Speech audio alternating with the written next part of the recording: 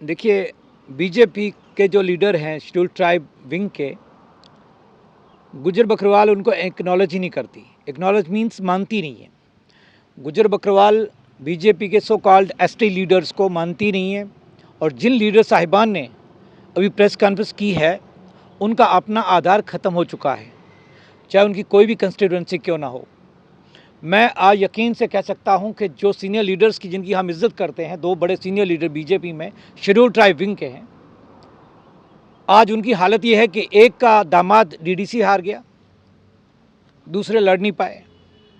उनका गुजर बकरवाल में कोई आधार नहीं है। मैंने पहले भी बोला है कि गुजर बकरवाल को छोड़िएगा, पहाड़ी कम्युनिटी में भी पहाड़ी लीडर्स का बीजेपी में आधार नहीं है। तो हम जो अपनी महापंचायत कल यानी सुबह 10 बजे 3 तारीख को करने जा रहे हैं, उसमें हम बीजेपी लीडरों के खिलाफ हमें रोष नहीं, हमें नेशनल कॉन्फ्रेंस के खिलाफ ही रोष है कि वो भी कल एक रैली कर रहे हैं उमर अब्दुल्ला साहब की टिकरी में।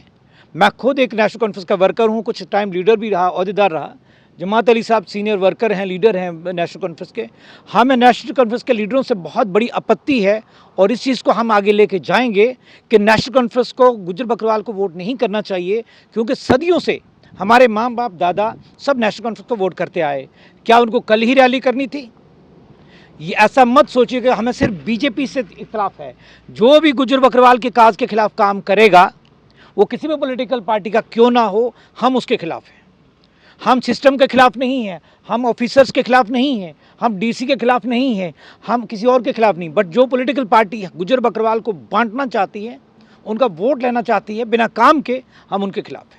सर, जिस तरह से वहाँ पर प्रेस कॉन्फ्रेंस में ये भी कहा गया कि लोगों को जो है वर्गलाया जा रहा है, और जब ये जुडिशल कमीशन बना उस समय क्यों नहीं इन लोगों के द्वारा आवाज़? मैंने पहले भी बोला कि मैं पोस्ट ग्रेजुएट हूँ, मेरी उम्र भी काफ़ी 35-40 साल उम्र है।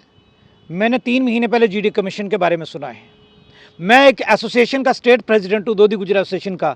मेरे तक किसी ऑफिसर ने मुझे नहीं कहा कि आप जीडी कमीशन को अपनी राय रखें, आप अपनी ऑब्जर्वेशन रखें, कंसर्न रखें। मुझे किसी ने नहीं कहा, तो फिर आम गुजर बकरवाल को किसने कहा होगा? हाँ, ये जो एमएलए एमपी जो पार्टियां बदलते हैं, इनको कहा हो सकता है। आप एनसी के एक्स एमएलएस की बात करें, आप बीडीपी के एक्स एमएलएस की बात करें, बीजेपी के एक्स एमएलएस की बात करें, गुजरों की बात कर रहा हूँ, कोई सामने नहीं आया। क्यों नहीं सामने आया? बहुत सारी प्रॉब्लम्स हैं उनको। हमें कोई प्रॉब्लम नहीं है, हम लोगों के लिए बोलते हैं, और हमारे साथ गुजर बकरवाल के साथ गलत होने जा रहा है, उसके खिलाफ हिंदुस्तान के कानून ने हमें हक दिया है कि हम आवाज़ उठाएं। हम वही आवाज़ उठाना चाहते हैं। तो सर, जिस तरह से गुलाम अली खटाना जी भी एक एमपी हैं, गुजर बकरवाल कम्युनिटी के नुमाइंदे हैं, तो जिस तरह से उनके द्वारा भी ये कहा गया कि 10% जो कोटा है उसके साथ छेड़छाड़ नहीं की जाएगी, और दूसरी ओर ये कहा जाता है कि वो जो है इसी कोटे में से जो है दिया जाएगा, तो लोग किसकी बात में? पहली बात तो मैं आपको क्लियर कर दूं कि जो सेंट्रल गवर्नमेंट ने उठा के सिलेक्ट करके बनाया वो नुमाइंदा नहीं होता।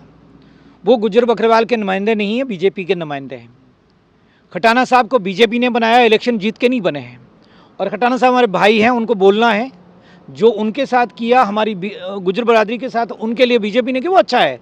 उनको एमपी बनाया, हम उसके शुक्रगुजार हैं बीजेपी के।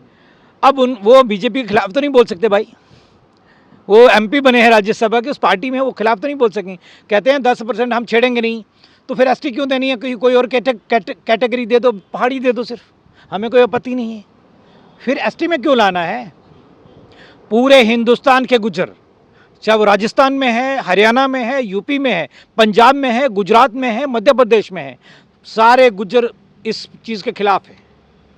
सारे गुजर इस चीज़ के खिलाफ हैं। अगर इन्होंने कैटेगरी देनी है तो मैंने पहले ही कहा था कि ये इलेक्शन जो 5 स्टेट के हैं इसके बाद देंगे, क्योंकि उनको ये डर था कि यहाँ गुजर जो जम्मू और दिल्ली और इस एरिया में गुजर हैं, राजस्थान और मध्य प्रदेश, वो खिलाफ हो जाएंगे।